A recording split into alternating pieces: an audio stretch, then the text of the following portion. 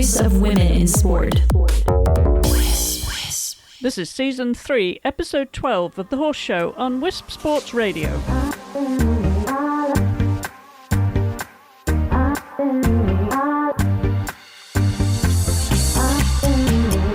Hello, I'm Chris Stafford, and at Wisp Sports, we believe that women in sport deserve equal coverage.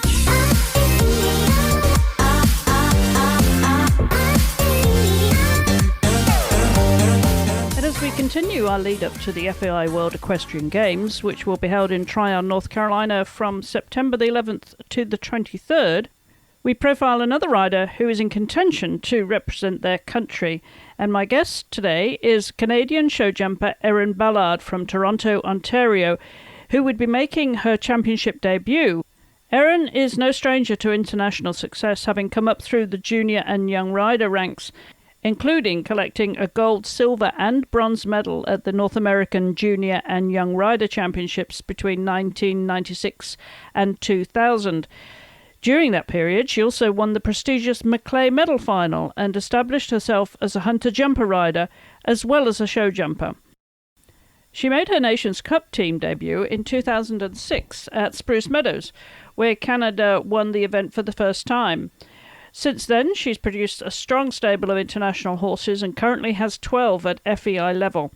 She recently broke into the top 100 of the FEI Rankings, and her new partnership with the 10-year-old Irish gelding Darkos Promise, that she only started competing on just 3 months ago, would be her chosen ride at the Games.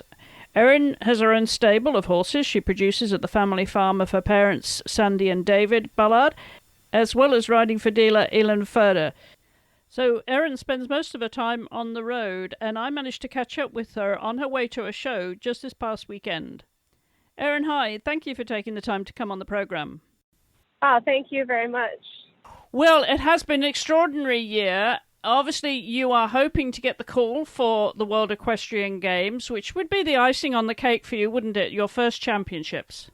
It's been a year that dreams are made of. 2018 from the results that we had in West through the New York Masters, Spruce Meadows, and now hopefully to make the team on WEG. To have so many accomplishments in one season is pretty incredible. I would say, for as long as you've been in the sport, this must be your bumpy year so far, wouldn't it be? I've had some very big highlights. I was on the Nations Cup team for Canada when we won at Spruce Meadows. Right. I rode for Canada on a horse called Apicara, but as far as 1 year is concerned, I've never been ranked higher in the world. I've never had the opportunity to go to so many five-star horse shows and to be able to ride with the horses that I'm sitting on right now. Yeah, it's awesome. Well, congratulations on breaking into the top 100 ranking there on the FEI. Again, this is all part of your rise and continued rise with the stable of horses that you've got. An amazing group of horses. And I know because you ride with well-known horse dealer Ilan Ferder that those do change. But you've got so many, as you say, that are competing at international level now. And there's one we want to focus on. I believe he would be your pick for WEG if you got the call, and that is the Darko horse, Darkos Promise. Yes, we call him Daka in the barn, and it was an instant partnership. I jumped him one class in Devon. The second class I jumped with him was a 4-star Grand Prix, and it's been a dream ever since. He was placed third in the 5-star Grand Prix the first week that I showed in Spruce, which is actually the third week of the tournament, but we only went out the last two. And I actually made the comment before I walked in the ring, why do we jump these horses over such big fences? And then when I walked out of the ring, I said, I want to do that every single day. He's quite a charmer. He loves the sport, I think, as much as I do and as much as Ilan does. And you know that he's going to step up for you every single time you walk in the ring. Now, it is, as we know, it's a very new ride for you. Just got a partnership going with him this year. How did you find him? Talk a little bit about how you first met and why you fell for him, because he's been ridden by some different riders in the past, hasn't he, in Europe and elsewhere? He was in Ilan's stable this winter. He arrived in the stable in March, and he was ridden by Abby Machan before I got the ride on him. And that's the opportunity of working for somebody like Ilan. If the horse is in the barn and you're the one that's doing the riding, you get the opportunity to sit on a horse like him. But from the very beginning, Ilan has said there's no other horse in the world that's like him, or there's very few. You jump him over a fence, he gives you a feeling that not every horse can give you. You ride him in the ring, and he gives you a feeling that not every horse can give you, and that's just him as his own being. He's an incredibly special, talented horse, and like I said before, he wants it as much as we do.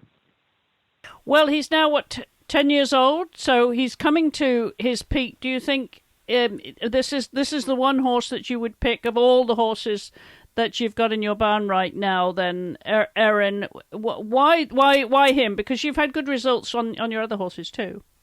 Right now, you would say he's the number one horse in the barn. I jump the biggest classes in Spruce Meadows. The rest of the group is 9 or 8, so he has age in his favor. It's not our style to rush one that isn't ready. So right from the very beginning, he told us that he was the one that was ready to go. We put our main focus on him. Working with Mark Laskin and Team Canada, he had some requests of classes that he would like to see the horse compete in, as far as what he wanted to see the horse do in different venues to make sure that he would be ready. And he did have a big enough education to go to WEG as a 10-year-old, and the horse has done everything we've asked of him. How does he handle the big atmospheres, Erynn, though? Is he pretty laid back about it all? He seems to be taking everything in his stride, but a World Championships is going to be something else that he hasn't seen.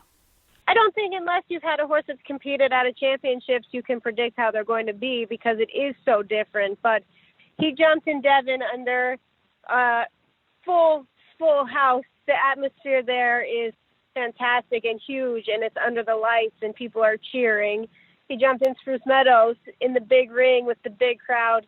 He grows. He likes it. He knows the difference between when it's very important and when it's a normal class, and I think he likes very important.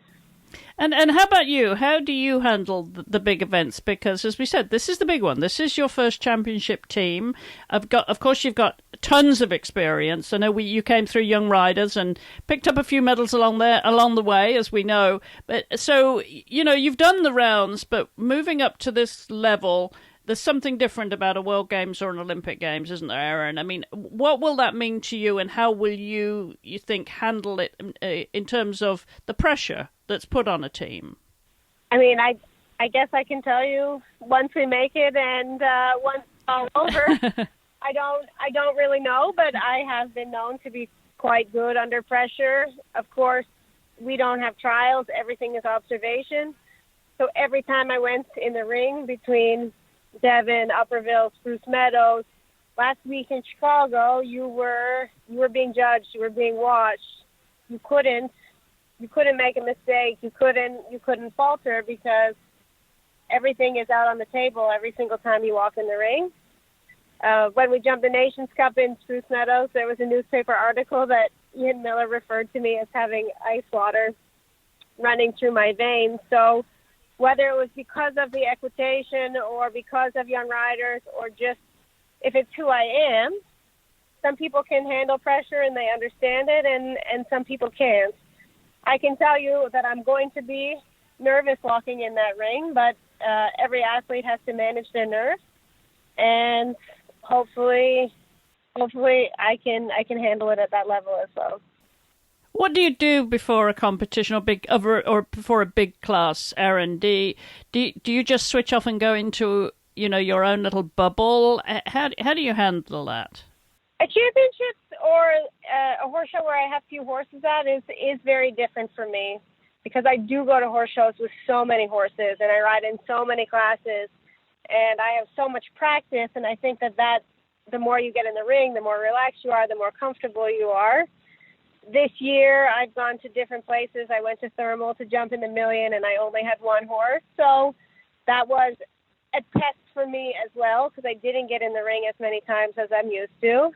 I like to work out. I need to make myself a little tired. So you would say that, I put myself on a lunge, I run on the treadmill, I do some yoga stretches, I do some core work. So I think once I get there, I will sort of figure out what it has to offer as far as a gym, maybe some workout classes, and then I'll just create my schedule accordingly so that I waste some of that extra energy that I have and I feel relaxed and organized to go in the ring when it happens. It's almost a bit of a treat, isn't it, when you get selected for a championship team like this, because you just go with the one horse, and instead of going to a show with probably a dozen horses, you just have the one horse to focus on, so you get more time to yourself. Do you think that's going to be a plus or a minus for you? Are you somebody likes a lot of people around you, or do you just like your quiet space to focus? I'd say half and half. My people come with me wherever I go, and they're very important to me, and I have a great relationship with Ilan. I feel that he gives me so much confidence. He believes in me. He believes in the horse. Laura, who takes care of the horse, she's been with me for all my big ones. She was there in New York, and she's been with Darkos through Spruce Meadows, so I have a great deal of confidence in her as well. So I don't know yet. I guess I have to do it and see how it's going to be. But it will for sure be different because I am used to being busy and riding and working and showing. So that's taking the next step. It's just putting yourself into a different class as a rider. Hi, I'm Siri, and I'm Beck from Believe Ranch and Rescue. We are thrilled that Believe Ranch and Rescue has been chosen as the official charity for WIS Sports coverage of the FEI World Equestrian Games. Chris Stafford will be bringing you daily coverage of the games from September 11 to 23 on the Horse Show podcast and on WIS Sports Facebook page live with live video coverage. Be sure to stay tuned for that. What do you need to do with the horse between now and Tryon if you do get the call? Obviously, that's your main focus now, making that championship team. What do you have to do with him? Will he go out again? Well, throughout the second half of the summer, I said earlier, Mark asked us to compete in some specific classes. We did. He jumped to a top 10 finish last Sunday in the 500 in Chicago. And that will be his last big class that he jumps. I go to the Hamptons next week, but we took him off the list because we didn't think that he needed the extra fences at that height. We go to Socrates for the week of the 500, but the plan is to just jump him into 140 classes so that, he jumps the course, his cardio stays up, he doesn't stress, he doesn't have to jump massive fences. And then between Socrates and Tryon, there's only 1 week. So it's a unique situation to begin with because the horse doesn't live with me. He lives with Ilan in New York. He's under full-time care and control and management in that program, and I just meet him at the horse shows. So that part of it is going to be no different. Whether we were going to the Masters or we go to Tryon or we go to Washington or the horse comes to the Royal, I don't practice on him in between events. And that's completely normal. So that doesn't change anything. We create a schedule for him that we think is the best for him, and I'll show him in Socrates and jump those 2 courses with him, but that's like mostly just for fun and exercise and keeping it simple so that the horse isn't under full pressure all the time, and then he's going to be ready to step up to the plate for us when it counts. Well, let's hope so. And the team gets announced, I believe, on September 1st. So we'll know for sure who's going to be on that Canadian squad. Exciting times for you. But as you said, you have got plenty of other horses as well that are keeping you busy. Let's talk about some of your other plans for the rest of the year, Erynn, what that looks like and how many horses you're going to be traveling with. Are you going to be planning, to come back to Wellington for the fall and the winter? Oh, of course. My own stable and Ilan bases in Wellington for the winter, and I wouldn't have it any other way. We are looking into, we do the Hamptons, we do the 5-star at Socrates. Then when I'm not showing Ilan's horses, we fit in the horse shows at home. There's a National Week at Palgrave where I help the kids and ride some of the horses that we have in the program at home. We did decide not to do the Masters and do Socrates instead because that gives some of the other young horses, the 8- and 9-year-olds, some opportunity to jump FEI to prepare for Florida. Washington is an option to go there and jump the World Cup. Of course, Toronto, the Royal Winter Fair is huge, and Ilan is prepared to send horses for me to show there. Paris, the Longines Paris is definitely on the table. I'll try to defend my speed championship there. If we get into Paris, we'd like the opportunity to go to Geneva. Then you're looking into the middle of December, and the ball starts rolling again in the beginning of January. So we stay busy every week of the year. Absolutely. No rest for you. And I'm wondering now, at this point in your career, obviously, if you do get onto a championship team, that is a career highlight. But do you look at down the road here at the long-term goals? What's important for you as not just as a competitor, but as a horsewoman, Erynn, because you're producing so many horses. I often wonder to some people how they would want to be remembered. Would it be as a competitor or as a horsewoman? But what ultimately is your main focus when you've got so many sales horses going through your hands as well? Well, I think that when you deal with the sales horses, your ultimate goal is that they continue on and they have great success with whoever buys them. I follow Fantastic with Adrian Sternlich, and I'm always very excited and very proud of him when he produces a result. We sold a stallion at the beginning of my partnership with Ilan to Natalie Dean in California. His name is Don Diamant, and he's had great success. So it works for Ilan also. He wants the horses to go on and continue to have success with their new owners, and that's part of horsemanship. That's being good in the business. That's representing yourself and your horse fairly. I mean, when people are spending big money to buy horses, they want success. That's why they do it. So we definitely think that that's very important for both of our reputations, and our track record so far is very good. My life has changed so much in this 1 year that it's hard to even think 10 years down the road. I mean, really, my life has changed drastically since May, since Darko came into my life. So you just never really know where this sport is going to go, but I love horses. I love petting them. I love riding them. I love showing them, and I don't think that will ever change. We do what's best for the horse, and if the timing is in our favor, and we get to go to a championship, that's amazing. I would like to continue moving up in the world. At one point this summer, I said I'd like to be among the top 10 females ranked in the world. I think that would be a very cool status. Beezy has been at the last few horse shows that we've done, and I admire her, and I watch her, and I know how the world thinks of her, and if I could get even close to that status, I would feel a very huge accomplishment 10 years from now or 15 years from now or however long it is. Tell us about your daily routine, Erynn, because you do have so many horses to ride. Are you somebody that likes to be in the stables, likes to be hands-on, monitoring the feed? I know you have a tremendous team behind you, not least of all with your parents. And of course, with riding so many horses, I'm wondering how much time you do have for the stable management side of things. Talk about a typical day for you and how hands-on you are.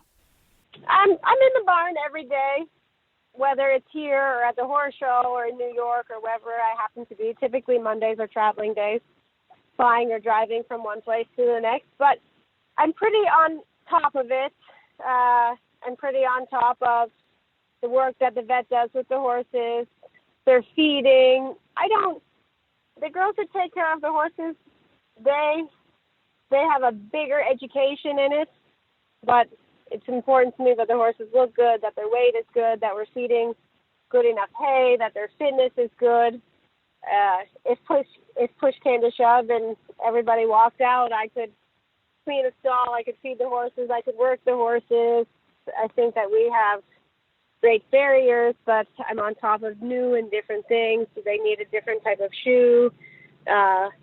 So I know all of my horses' legs. I know all of their feeding. If I have a question with one of Ilan's horses, I just ask, is this horse getting treated for ulcers? Because that's interesting for me, if a horse is or isn't getting treated for ulcers, how it affects their performance. I think that stomach care is number one in managing these upper-level horses, or kids' horses, or hunters. I mean, it trickles down to every single level. Management and horse care has to be number one if you're competing. If that falls apart, so do the results. So I have a pretty good understanding of everything that happens in the barn from start to finish. I often ask my guest, Erynn, because I talk to riders in all disciplines and athletes in all sports, and the one question I think that often gets a very interesting response is what you most value about being involved in sport, about it being your livelihood. I like competition. I mean, I like results. I have a huge drive for success at any level, whether I'm teaching or riding or doing the hunters or the young horses. I mean, we walk in the ring, we want to come out feeling successful. I think that there is a great sense of pride when you develop one, when you start one at one level and you take it to the next. That's just a reflection of your program and the quality of the horse and everything that goes along with it. But at the end of the day, I love horses. I like to be around them. I like to trail ride them. A very long time ago, somebody asked me a question about being at a horse show, and my response was, well, I really like to feed horses treats and win ribbons. And they looked at me like I had two heads. Well, why do you do it? I mean, that seems like a very basic answer. I love the animal. I appreciate them. I want to reward them for being in my life. And then the ribbons is a success. Right, but it's the sport. I'm thinking not just your passion and your partnership with your horse, because obviously there's the little girl and the pony still in you. You never take that out of the rider, no matter how high you climb. But it's the sport I'm curious about, and what sport gives to you. No, I think it's a sense of achievement, being a competitor, being in the limelight, and the speed, the adrenaline, and ultimately the success.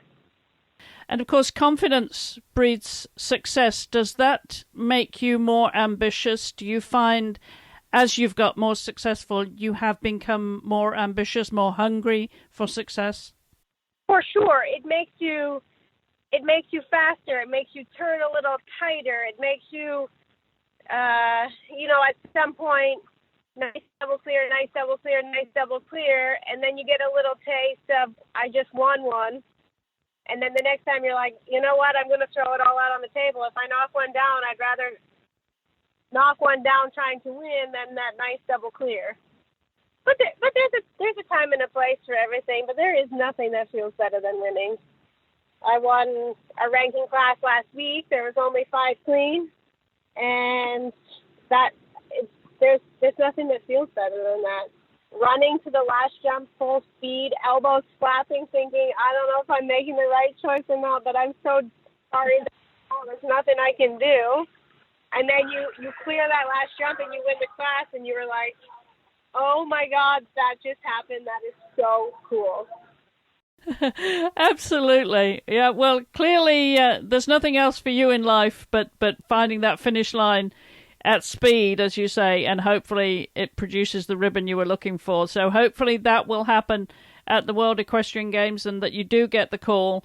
And we'll look out for that and hope to see you in Tryon then, Erynn. So the very best of luck with the rest of the campaign and travels this year. And as I said, we look forward hopefully to meeting you in Tryon, and we'll talk to you again there. But thanks for taking the time to come on the program. We really appreciate it. Well, thank you. The World Equestrian Games. interviews with the world's top female riders, live coverage every day from September 11th to the 23rd. Don't miss it. Tune in to Wisp Sports.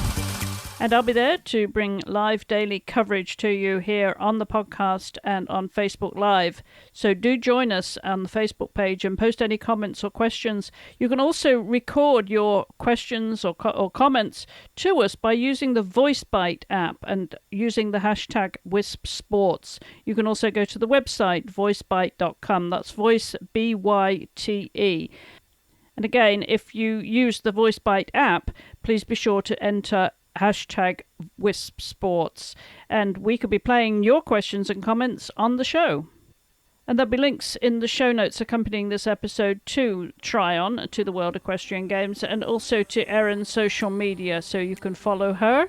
And you can also follow us at Wisp Sports, of course. If you'd like to reach us directly, just drop us an email to info@wispsports.com if you have any comments or questions. We always love to hear from you. Okay, don't forget to follow and share on social media at Wisp Sports. And join me again next week for another episode of The Horse Show in our lead up to the World Equestrian Games. Until then, thank you for listening and supporting women in sport everywhere.